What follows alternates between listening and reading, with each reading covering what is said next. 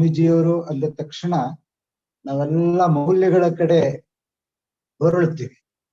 ಪ್ರಾಯಶಃ ನನಗೆ ಮೊದಲು ರಂಜನ್ ಕೇಳಿದ್ದು ಸ್ವಾಮೀಜಿ ಮತ್ತು ಮೌಲ್ಯಗಳ ಬಗ್ಗೆ ಮಾತನಾಡಿ ಅಂತ. ವಿಷಯ ಹೌದು, 75 ವರ್ಷ ಆಗಿದೆ. ನಾವು ಸ್ವಾಮೀಜಿಯವರ ಪಾತ್ರ ಈ ಒಂದು ನಡಿಗೆ, ಭಾರತದ ಒಂದು ಪ್ರಮುಖವಾದ ನಡಿಗೆಗೆ ಏನಿತ್ತು ಅನ್ನೋದು ಹೆಚ್ಚು ಪ್ರಸ್ತುತ ಆಗ್ತೇನೋ ಇವತ್ತು ಅಂತ ನಾನು ಈ ವಿಷಯ ಆದ್ಕೊಂಡು.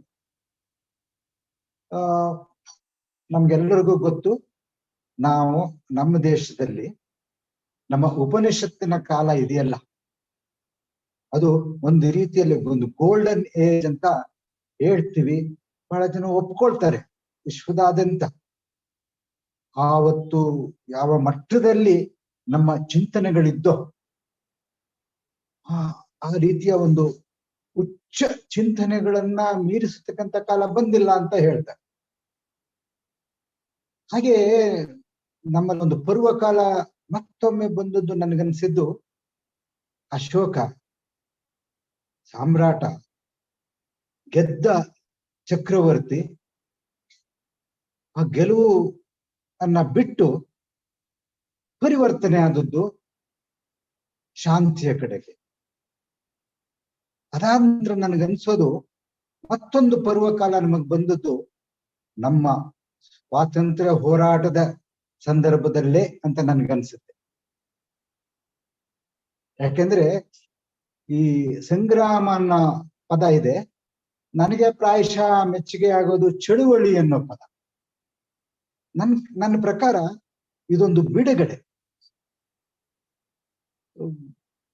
ಅದು ಏನು ಆ ಬಿಡುಗಡೆ ಅನ್ನೋ ಪದ ಯಾಕೆ ನನಗೆ ಹೆಚ್ಚು ಪ್ರಸ್ತುತವಾಗಿರುತ್ತೆ ಅಂತ ಪ್ರಾಯಶಃ ನನ್ನ ಮಾತಿನ ಸಾರ ಕೊನೆಗೆ ಅದೇ ಆಗುತ್ತೆ ಅಂತ ನನ್ಗನ್ಸುತ್ತೆ.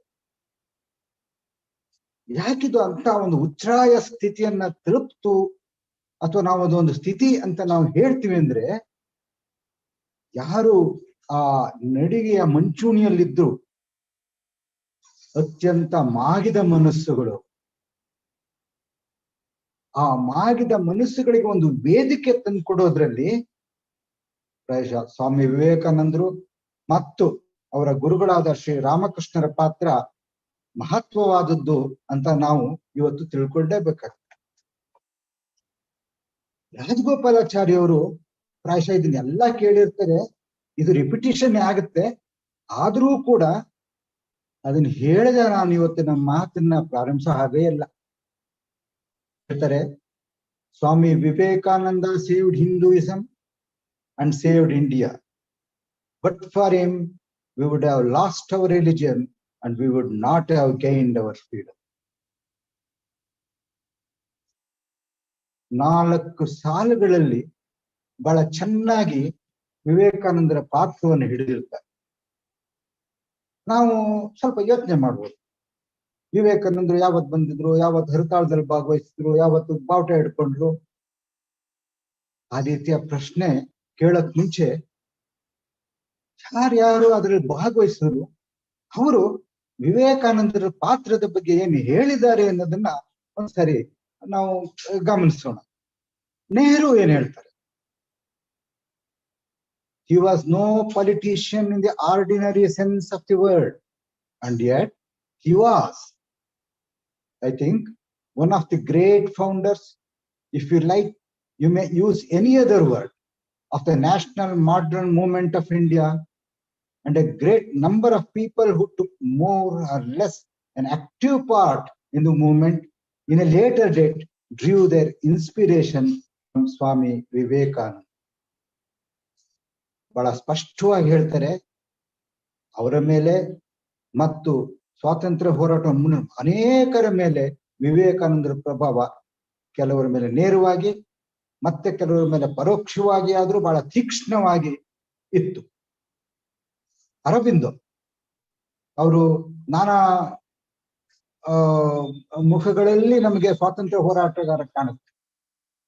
ಅವರೇ ಹೇಳ್ತಾರೆ, the going fourth of Vivekananda, marked by the master as a heroic soul destined to take the world between his 2 hands, and change it was the first visible sign to the world that India was awake, not only to survive, but to conquer.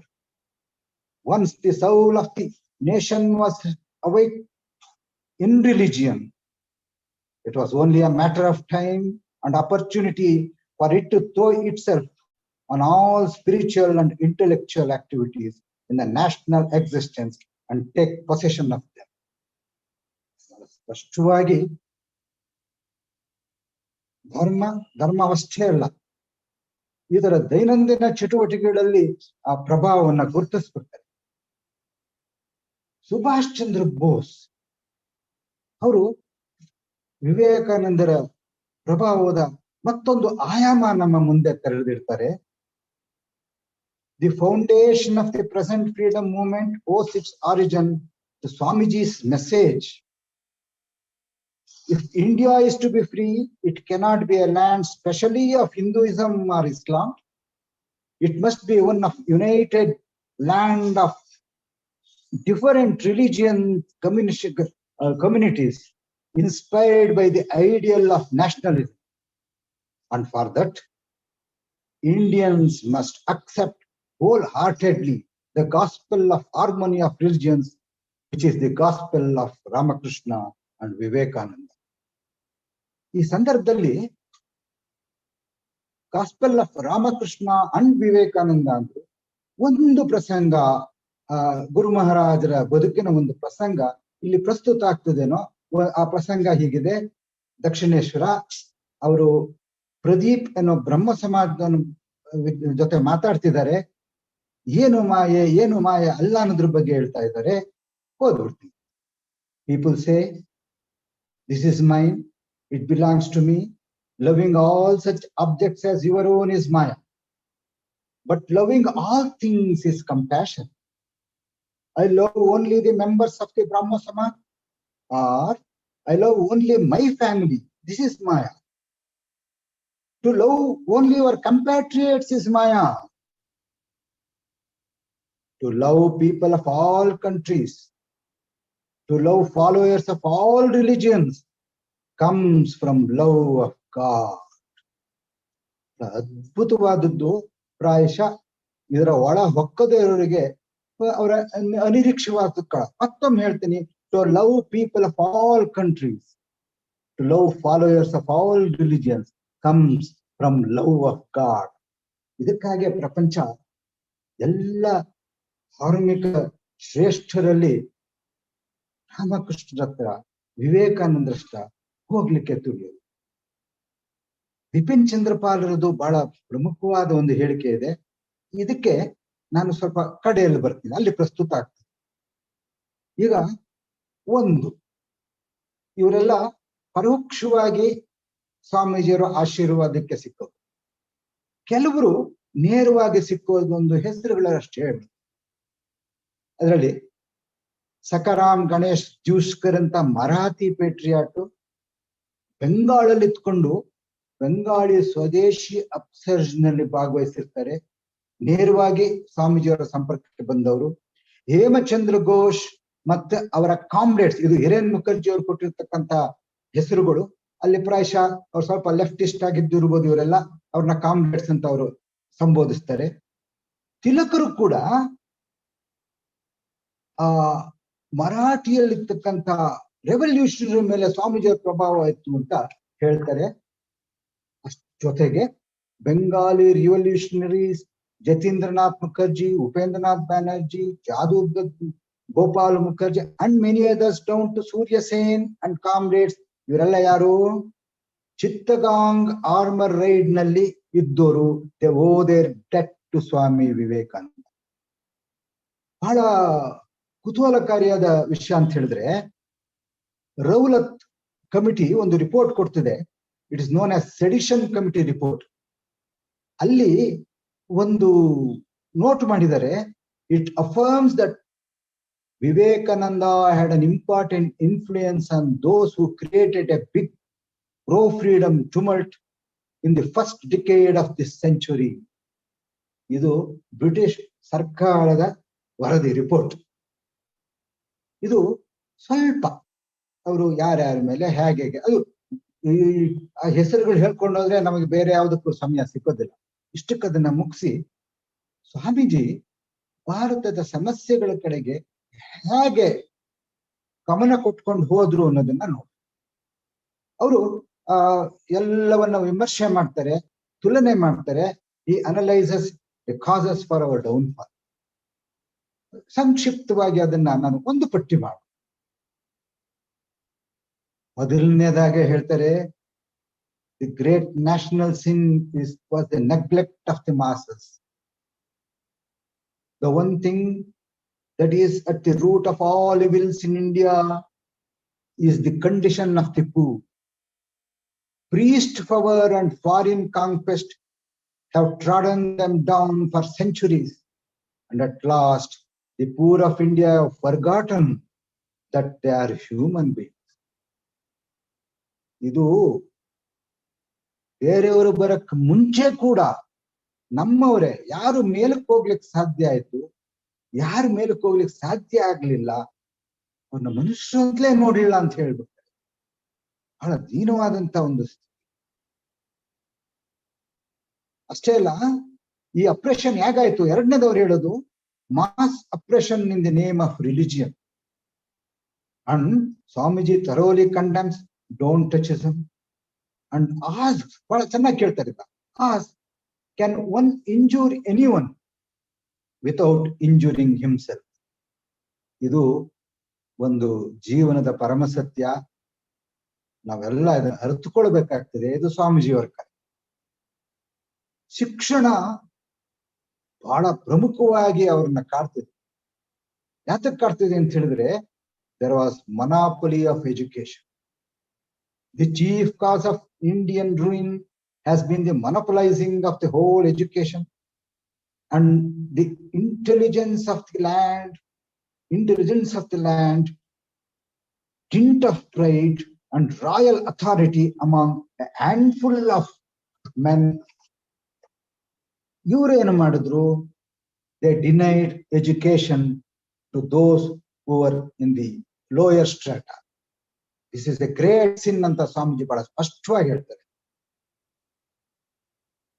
ಸ್ವಲ್ಪ ಇವರು ವೆಸ್ಟ್ಗೆ, ಪಾಶ್ಚಿಮಾತ್ಯ ದೇಶಕ್ಕೆ, ಅಮೆರಿಕಕ್ಕೆ, England ಮತ್ತೆ ಎಲ್ಲ ಹೋಗಿ ಬಂದ ಮೇಲೆ ಮೊದಲು ಗೊತ್ತಿತ್ತು, ಆಮೇಲೆ ಬಹಳ ಸ್ಪಷ್ಟವಾಗ್ತದೆ ನಮ್ಮಲ್ಲಿರ್ತಕ್ಕಂಥ ಒಂದು, ಇಡೀ ಸಮಾಜದಲ್ಲಿರ್ತಕ್ಕಂಥ ಒಂದು ದೊಡ್ಡ ನ್ಯೂನತೆ laziness and meanness. We would do nothing ourselves. ನಾವು ಎಂತ ಜನ, we would do nothing ourselves and would scoff at others who try to do something.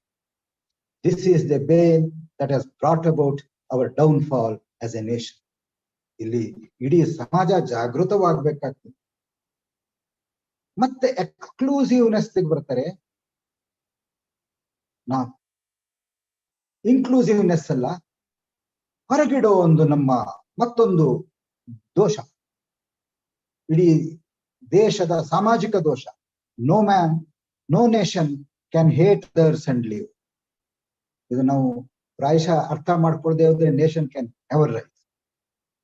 India's doom was sealed the very day they invented the word mlecha and stopped communion with others. 75 ವರ್ಷ ಆದ್ಮೇಲೂ ನಾವು ಬಹಳ ಮುಂದೆ ಸಾಗಿದ್ವಿ ಅಂತ ಹೇಳೋದು ಸ್ವಲ್ಪ ಕಷ್ಟ ಆಗ್ತಿದೆ. ಮತ್ತೆ ಅವರು ಪಾಶ್ಚಿಮಾತ್ಯ ದೇಶಗಳಿಂದ ಬಂದ ಮೇಲೆ ಮತ್ತೊಂದು ಅಲ್ಲಿಗೆ ಇಲ್ಲಿಗೆ ಒಂದು stark difference, lack of organisation. We are all together averse to making common cause of anything, for we are physically weak, lazy, do not love each other but hate, selfish. ಇದೆಲ್ಲ ಇಟ್ಕೊಂಡ್ರೆ ಸಮಾಜದಲ್ಲಿ ಎಲ್ಲರೂ ಮೇಲಕ್ಕೆ ಬರೋದಾದ್ರು ಹೇಗೆ? ಕೊನೆಗೆ ಬಹಳ ಪ್ರಮುಖವಾಗಿ neglect of women folk. In India there are 2 great evils ಹೇಳ್ತಾರೆ, trampling on the women and grinding the poor through caste restrictions. ಇದ್ರ ಬಗ್ಗೆ ಬಹಳಷ್ಟು ಕಳಕಳಿಯಿಂದ ಮಾತಾಡಿದ್ದಾರೆ. ಪ್ರಾಯಶಃ ಸಮಯ ಇಲ್ಲಿ ಸಾಕಾಗೋದಿಲ್ಲ ಅದ್ರ ಬಗ್ಗೆ ಆಳವಾಗಿ. ಅದನ್ನು ಈ ಎಲ್ಲ ನ್ಯೂನತೆಗಳನ್ನ ಗುರುತಿಸ್ಕೊಂಡ್ಮೇಲೆ ಅದಕ್ಕೊಂದು ಪರಿಹಾರ. ಈಗ ನಾವು ಎಲ್ಲಾರನ್ನೂ ಬೈದ್ಬಿಟ್ಟು ಸುಮ್ಮನೆ ಆಗ್ತೀವಿ. ಸ್ವಾಮೀಜಿ ವಿಷನರಿ, ಅವರಿಗೆ ಪರಿಹಾರಗಳು ಗೋಚರಿಸ್ತಾ ಇತ್ತು. ಮತ್ತೆ ನಮಗೆ ಪ್ರಸ್ತುತ ಆಗ್ತದೆ. ಪ್ರತಿಯೊಂದು ವ್ಯಕ್ತಿಯನ್ನು ಮತ್ತು ಪ್ರತಿಯೊಂದು ರಾಷ್ಟ್ರವನ್ನು ಏಳಿಗೆಗೆ ತರುವುದಕ್ಕೆ ಇವು 3 ವಿಷಯಗಳ ಅತ್ಯವಶ್ಯಕ ಅಂತ ಹೇಳ್ತಾರೆ. Conviction of the powers of goodness, ಒಳ್ಳೆಯತನದ ಶಕ್ತಿಯಲ್ಲಿ ಅಚಲವಾದ ವಿಶ್ವಾಸ. Absence of jealousy and suspicion, ಅಸೂಯೆ ಅನುಮಾನಗಳು ಇಲ್ಲದೆ ಇರುವುದು. Helping all who are trying to be and do good, ಯಾರು ಒಳ್ಳೆಯವರಾದಕ್ಕೆ ಮತ್ತು ಒಳ್ಳೆಯದನ್ನು ಮಾಡುವುದಕ್ಕೆ ಪ್ರಯತ್ನ ಪಡುವರೋ ಅವರಿಗೆಲ್ಲ ಸಹಾಯ ಮಾಡುವುದು. ನಾವು ಮಾಡದಿದ್ರು ಕೂಡ ಅಷ್ಟಾರು ಮಾಡಬೇಕು. ಇಷ್ಟೆಲ್ಲ ಮಾಡುವಾಗ 2 ಪದಗಳು ಬಹಳ ಮುಖ್ಯ ಆಗ್ತವೆ: ರಿನನ್ಸಿಯೇಷನ್ ಅಂಡ್ ಸರ್ವಿಸ್. ಇದಿಲ್ಲದೆ ಹೋದ್ರೆ ನಾವು ಒಳ್ಳೆಯದನ್ನ ಮೆಚ್ಚೋದು ಇಲ್ಲ, ಒಳ್ಳೆಯದನ್ನ ಮಾಡೋದು ಇಲ್ಲ. ಈ ಅವರು ತೋರಿಸಿದ ಹಲವಾರು ಪರಿಹಾರ ಮಾರ್ಗಗಳಲ್ಲಿ 1-2 ನಾವು ಇವತ್ತು ಪರಿಶೀಲನೆ ಮಾಡ್ಬೋದು. ಒಂದು ಎಜುಕೇಶನ್, ಮತ್ತೊಂದು ಇಮ್ಯಾನ್ಸಿಪೇಷನ್ ಆಫ್ ವಿಮೆನ್. ಹೇಳ್ತಾರೆ, real education is that which enables one to stand on one's own legs. Field of education ನಲ್ಲಿ ಬಹಳ ಜನಕ್ಕೆ ಅದನ್ನ ನಿರಾಕರಿಸಲಾಯ್ತು ಅಂತ ಹೇಳ್ತಾರಲ್ಲ. Enable one to stand on one's own legs, ಇದು ಸಾಧ್ಯವಾಗ್ಲಿಲ್ಲ. ವಿವರಕ್ಕೆ ಹೋಗ್ಲಿಕ್ಕೆ ಆಗೋದಿಲ್ಲ. ಮತ್ತೆ ಹೇಳ್ತಾರೆ, all the wealth of the world cannot help one little Indian village if the people are not taught to help themselves. Our work should be mainly educational, both moral and intellectual. Educate the people so that they may learn to be self-reliant and frugal. Frugal ಅನ್ನೋ ಪದ ಬಳಸ್ತಾರೆ. ನಾವು ಮಿತವ್ಯಯಿಗಳಾಗಬೇಕು, ಐಶ್ವರ್ಯ ಕೂಡಿಸ್ಕೋಬೇಕು ಅನ್ನೋದು ಅಷ್ಟು ಮುಖ್ಯ ಅಲ್ಲ. ಪ್ರತಿಯೊಬ್ಬರು ಮಿತಿಯ ಪ್ರಾಮುಖ್ಯತೆಯನ್ನು ಅರಿಯಬೇಕು ಅನ್ನೋದನ್ನು ಎಷ್ಟು ಚೆನ್ನಾಗಿ ಹೇಳ್ತಾರೆ. ಇದು ಈ ಸುಮ್ಮನೆ ಐಶ್ವರ್ಯ ಕೊಟ್ರೆ ಯಾವ ಹಳ್ಳಿನೂ ಉದ್ಧಾರ ಆಗೋದಿಲ್ಲ. ಆದ್ರೆ they should be taught to help themselves ಅಂತ ಇವತ್ತು ಸಭೆಯ ಅಧ್ಯಕ್ಷತೆಯನ್ನ ಒಬ್ರು IAS ಅಧಿಕಾರಿಗಳು, ಅದರಲ್ಲೂ ನೇರವಾಗಿ ಇವತ್ತು ಜಿಲ್ಲೆಯ ವಿದ್ಯಾಭ್ಯಾಸದ ಕಡೆ ಅವರು ಮಾರ್ಗದರ್ಶನ ನೀಡಬಲ್ಲರು. ಪ್ರಾಯಶಃ ಅವರು ಇದನ್ನ ಹೇಗೆ ಅರ್ಥೈಸ್ಕೊಂಡು ನಮಗೆ ಒಂದು ನಿದರ್ಶನ ಕೊಡ್ತಾರೆ ಅನ್ನೋದು ನಾನು ಕುತೂಹಲದಿಂದ ನಿರೀಕ್ಷಿಸ್ತೀನಿ. What we need is to study independent of foreign control different branches of the knowledge that is our own, and with it the English language and Western science. ಇಲ್ಲಿ ಭಾಷಾಭಿಮಾನ ಸರಿ, ಆದ್ರೆ ಈ ಸ್ಟ್ರೆಸಸ್ ಎವ್ರಿಒನ್ ಶುಡ್ ಲರ್ನ್ ಇಂಗ್ಲಿಷ್ ಅಷ್ಟೇ ಅಲ್ಲ, western science. We need technical education and also that made and all that may help develop industries so that men, instead of seeking for service, may earn enough to provide for themselves and save something against a rainy day. ಬಹಳ ಸ್ಪಷ್ಟವಾಗಿ ಇವರು ಗೂಡ್ನಲ್ಲಿ ಕೂತಿರ್ತಕ್ಕಂಥ ಬರೀ ಕಾವ್ಯಾಕರಣ ಸನ್ಯಾಸಿ ಅಲ್ಲ, ಬಹಳ ವಿಶಾಲವಾದ ಮನಸ್ಸು, ಸೂಕ್ಷ್ಮಮತಿ, ದೂರದರ್ಶಿತ್ವ ಇದ್ದರು ಮಾತ್ರ ಇವೆಲ್ಲ ಗೋಚರಿಸೋದು. ಇಲ್ಲಿ ನಾವು ಒಂದನ್ನ ನಾವು ನೆನೆಸ್ಕೊಳ್ಬಹುದು. ಜೇಮ್ಸ್ ಶೆಟ್ಟಿ ಟಾಟಾ ಅವ್ರ ಜೊತೆ ಒಂದ್ಸಾರಿ ಪ್ರಯಾಣ ಮಾಡುವಾಗ ಅವ್ರನ್ನ ಇನ್ಸ್ಪೈರ್ ಮಾಡಿ ಅದರ ಮೂಲಕ ಟಾಟಾ ಇನ್ಸ್ಟಿಟ್ಯೂಟ್ ಆಫ್ ಸೈನ್ಸ್ ಬಂದು ಇವತ್ತು ಯಾವುದು ಇಂಡಿಯನ್ ಇನ್ಸ್ಟಿಟ್ಯೂಟ್ ಆಫ್ ಸೈನ್ಸ್ ಆಗಿದೆ, ಅದಕ್ಕೆ ಮೂಲ ಪ್ರೇರಣೆಯ ಸ್ವಾಮೀಜಿಯವರು ಅಂತ ನಾವು ಇವತ್ತು ಖಂಡಿತ ನೆನೆಸಿಕೊಳ್ಬೇಕು. ಮತ್ತೆ ಈ ಎಜುಕೇಶನ್ ಕೊಡೋದ್ರಲ್ಲಿ ಎಲ್ಲಿ ಆದ್ಯತೆ ಕೊಡಬೇಕು? How can there be any progress of the country without spread of education first among the women and the masses? Then alone nation is possible. ರಾಷ್ಟ್ರ ಅಂತ ನಾವು ಕರೆಸ್ಕೊಳ್ಬೇಕಾದ್ರೇನೆ ಇವರೆಲ್ಲ ಜಾಗೃತರಾದಾಗ, ಶಿಕ್ಷಣದಿಂದ ಮಾತ್ರ ಸಾಧ್ಯ. Weaker should be given more chance than the strong. If the son of a Brahmin needs one teacher, that of a Chandala needs 10. ಮತ್ತೆ ಹೇಳ್ತಾರೆ, educate your women first and leave them to themselves. Then they will tell you what reforms are necessary for them. ಇದನ್ನ ನಾವು ಸ್ವಲ್ಪ ಮಟ್ಟಿಗೆ ಆಗ್ತಾ ಇದೆ ಅನ್ಸುತ್ತೆ. 25 ವರ್ಷದಲ್ಲಿ ಈ ನಿಟ್ಟಿನಲ್ಲಿ ಸಾಕಷ್ಟು ನಾವು ಸಾಗಿದ್ದೀವಿ ಅಂತ ನಾವು ಅನ್ಸುತ್ತೆ. ಸ್ವಾಮೀಜಿ ಇದನ್ನ ಮನಗಂಡಿದ್ದು. ವಿತ್ 500 men, ಈ ಹೆಂಗಸರಿಗೆ when women are educated ಏನಾಗುತ್ತೆ ಅನ್ನೋದನ್ನ ಬಹಳ ಚೆನ್ನಾಗಿ ಹೇಳ್ತಾರೆ ಕೇಳಿ. With 500 men, the conquest of India might take 50 years. With as many women, not more than a few weeks.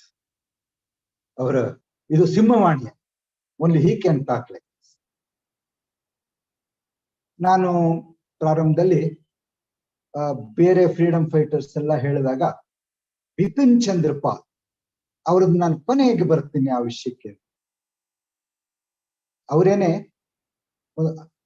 ಉನ್ನತ ಅಧ್ಯಾತ್ಮದ ಚಿಂತಕರು.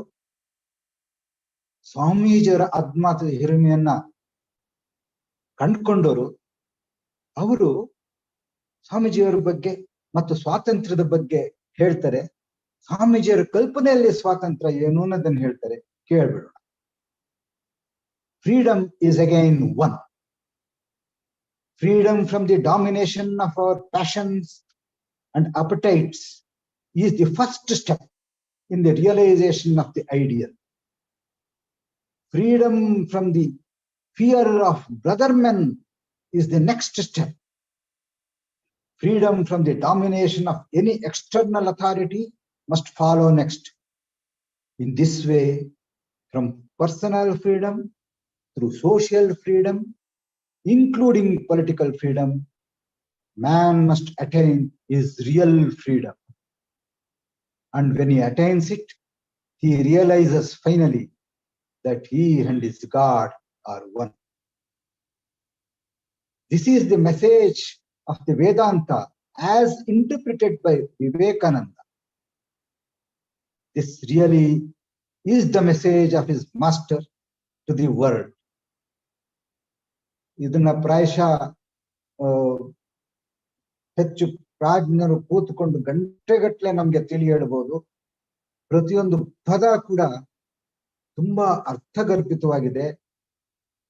ಸ್ವಾತಂತ್ರ್ಯವನ್ನ ಕೇವಲ ಒಂದು ರಾಷ್ಟ್ರದ, ಸಮಾಜದ ಮಿತಿಯನ್ನ ಮೀರಿಸಿ ಅಧ್ಯಾತ್ಮದ ಸ್ವಾತಂತ್ರ್ಯದತ್ತ ಅದನ್ನ ತಕೊಂಡು ಹೋಗಿ ಕೊನೆಗೆ ದೈವತ್ವದ ಕಡೆಗೆ ನಮ್ಮನ್ನ ತಿರುಗಿಸ್ತಾರೆ. ಇದು ಸ್ವಾಮೀಜಿ ಒಂದ್ ಕಡೆ ಹೇಳ್ತಾರೆ, ಅದನ್ನ ನಿವೇದಿತ ಅವ್ರು ಬಹಳ ಚೆನ್ನಾಗಿ ಹೇಳಿದ್ದಾರೆ. ಸ್ವಾಮಿ ವಿವೇಕಾನಂದ has told, ಅದು ಅವರ ಕೊನೆ ಕಾಲದಲ್ಲಿ, ಅವರು 1900 ತೀರ್ಕೊಂಡದ್ದು, ಅದಕ್ಕೆ ಸ್ವಲ್ಪ ಕಾಲ ಮುಂಚೆ, India will be free with in the next 50 years in the most unforeseen circumstances. ಜಗತ್ತು ಇಂದಿನವರೆಗೆ ಕಂಡಿರದಂತ ಒಂದು ಸ್ವಾತಂತ್ರ್ಯದ ನಡಿಗೆ ನಾವು ಇಂಡಿಯಾದಲ್ಲಿ ಕಾಣ್ತೀವಿ ಅಂತ ಹೇಳ್ತಾರೆ. ಅವ್ರು ಹೇಳೋದಕ್ಕೂ ಈ ಸ್ವಾತಂತ್ರ್ಯ ನಡಿಗೆ ಕೇವಲ ದೇಶದ ರಾಜಕೀಯ ಸ್ವಾತಂತ್ರ್ಯ ಅಥವಾ ಆರ್ಥಿಕ ಸ್ವಾತಂತ್ರ್ಯ ಅಲ್ಲ, ಅದು ಆಧ್ಯಾತ್ಮಿಕ ಸ್ವಾತಂತ್ರ್ಯದ ನಡಿಗೆ ಕೂಡ ಆಗುತ್ತೆ ಅನ್ನೋದು ಅವರ ಇಂಗಿತ. ಆ ನಿಟ್ಟಿನಲ್ಲಿ ನಡೆದದ್ದೇ unforeseen circumstance. ಮತ್ತೆ ನೋಡೋಣ, ಸ್ವಾಮೀಜಿ ಇದರ ಬಗ್ಗೆ ಹೇಳ್ತಾರೆ, ಸ್ವಾತಂತ್ರ್ಯದ ಬಗ್ಗೆ ಮತ್ತು ಭಾರತದ ಸ್ವಾತಂತ್ರ್ಯದ ಬಗ್ಗೆ. India will be raised not with the power of flesh, but with the power of the spirit, not with the flag of destruction, but with the flag of peace and love. Up, India, and conquer the world with your spirituality, as has been declared on this soil first. ಇದು ನೋಡಿ, Ashoka conquer ಮಾಡ್ದ, ಕೊನೆಗೆ ಆತ ಹೊರಳಿದ್ದು towards love and spirituality. ಅಂತ ಹೇಳ್ತಾರೆ, love must conquer hatred. Hatred cannot conquer it self. Materialism and all its miseries can never be conquered by materialism. Materialism and all its miseries can never be conquered by materialism. ಇವತ್ತಿನ ನಾಗರಿಕತೆ ಎಲ್ಲಿ ಹೋಗ್ತಾ ಇದೆ, ಎಲ್ಲಿ ಕುಸಿತಾ ಇದೆ ಅನ್ನೋದೇ ಒಂದು ವಾಕ್ಯದಲ್ಲಿ ಹೇಳ್ಬಿಡ್ತಾರೆ.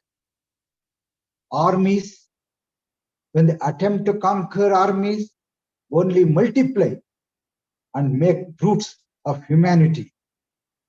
ಇವತ್ತು ಉಕ್ರೇನ್ ನಲ್ಲಿ ಏನ್ ನಡೀತಾ ಇದೆ, ದಿನ ದಿನಕ್ಕೆ ದ್ವೇಷ ಸ್ಫೋಟ ಆಗ್ತಿದೆ. ಎಲ್ಲರೂ ಕಳ್ಕೊಳ್ತಾ ಇದ್ದಾರೆ. ಏನನ್ನ? ಒಬ್ಬ ತಾಯಿ ಮಗನ್ನ, ಅಕ್ಕ ಅಣ್ಣನ್ನ, ತಂಗಿ ಅಣ್ಣನ್ನ, ದೇಶ ಯುವಕರನ್ನ ಕಳ್ಕೊಳ್ತಾ ಇದೆ. ಪರಿಹಾರ ಏನು? Spirituality must conquer the West. And of course, even our thinking.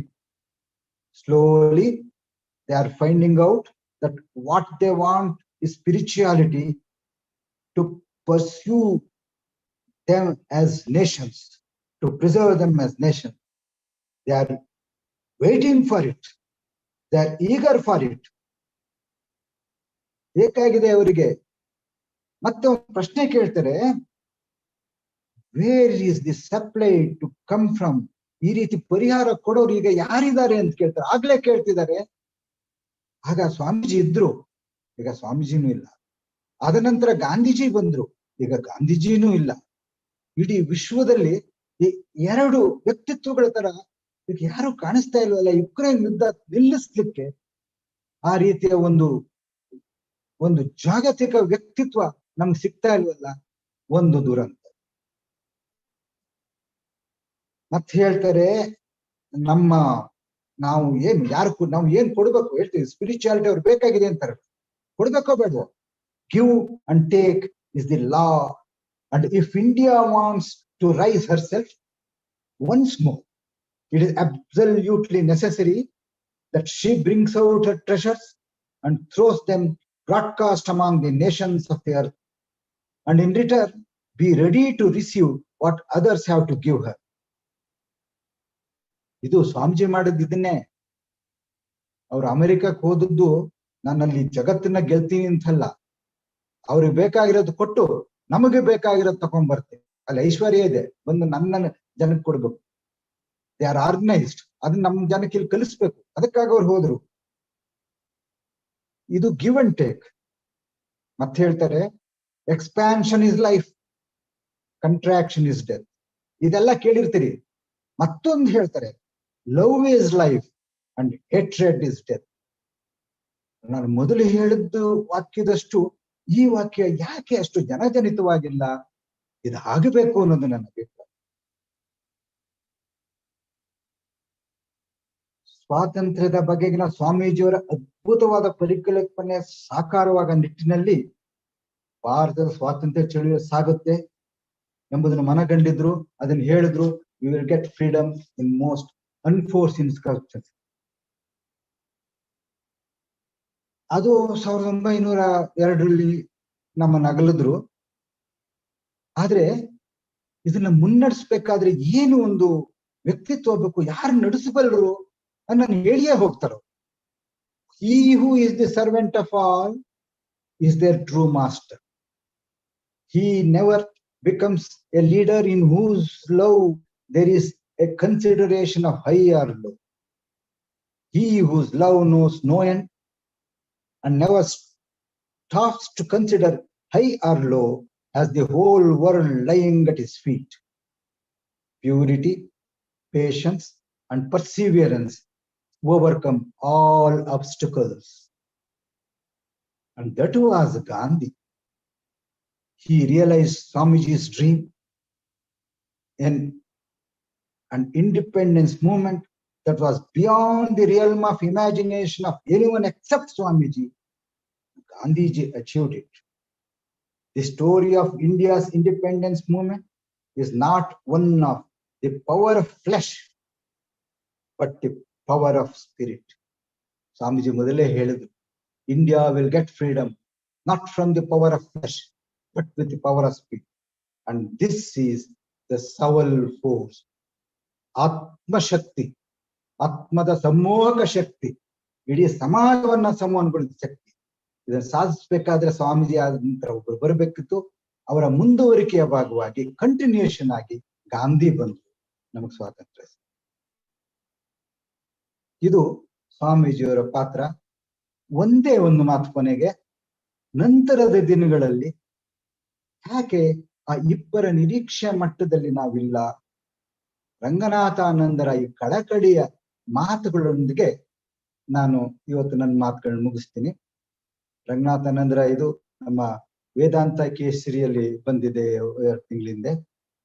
ಅವರು ಹೇಳ್ತಾರೆ, it is time that we applied that profound spirit of harmony which Sri Ramakrishna has brought to us, even to our political field of life.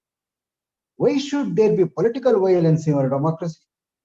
Why should we not respect everybody's right for his or opinion and give a patient hearing to him or her?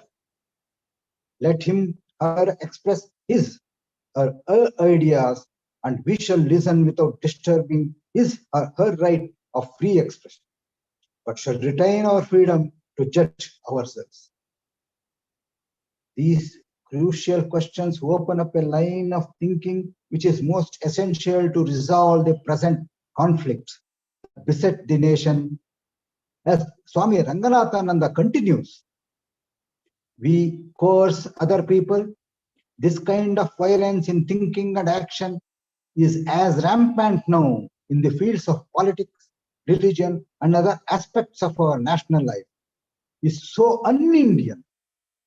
It is also violative of the democratic tradition. We shall be able to take our country back to the long-tested way of Indian wisdom only by sitting at the feet of Sri Ramakrishna. Now, ivattu we are at the feet of Ramakrishna. Namaskar. ಧನ್ಯವಾದ.